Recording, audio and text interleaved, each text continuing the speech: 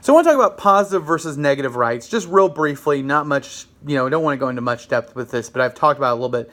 The idea of negative rights is the idea that it's basically negative, it's what you're not supposed to do. So you're given rights, and it's basically rights should be about what the government should do to protect your basic rights, and anything more essentially creates a form of negative situation, whereas they're telling you what not to do. The government should be in the job of maybe some basic law enforcement of what you shouldn't kill people, you shouldn't take this from them, you shouldn't take that from you shouldn't disallow them from speaking, you should allow them the freedom of the press, you should allow them this and that.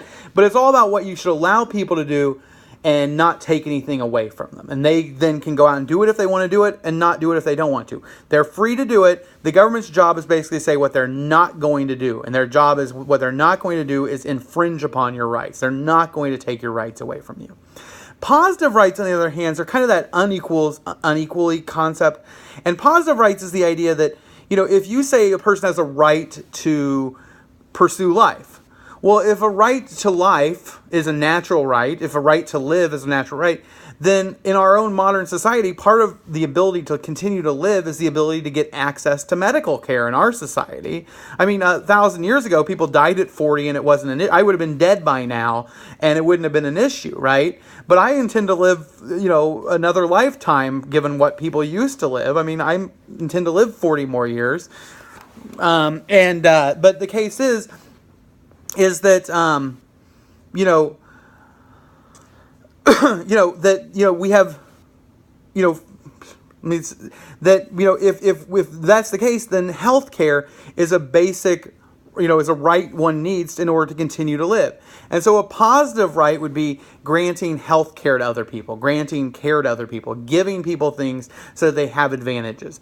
And so negative rights are about what you don't do and how the government avoids, hurting these and giving people open access and basically getting out of the way. And positive rights are about saying, but what about the people who don't have the ability to go get it? How do we help them? How do we provide these things? And positive rights, negative rights is a little bit of an issue of, say, for example, healthcare.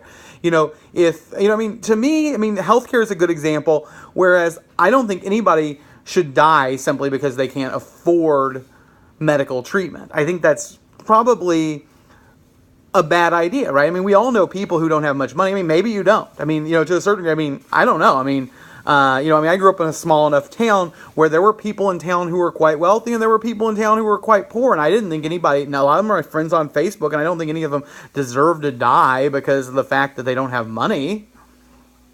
And so the case is that would be a form of positive rights to say, well, we need to give something or to provide a net to catch people and to provide that opportunity. The downside of that is as you provide those extra opportunities, that becomes a form of socialism. And the reality is the government has to take on a greater burden of these costs. And a lot of people have a serious issue with that. So that's kind of just the basic idea. I think I'll give a couple questions on the exam that basically ask which of these are positive and which of these are negative rights, which of these be approached from those perspectives.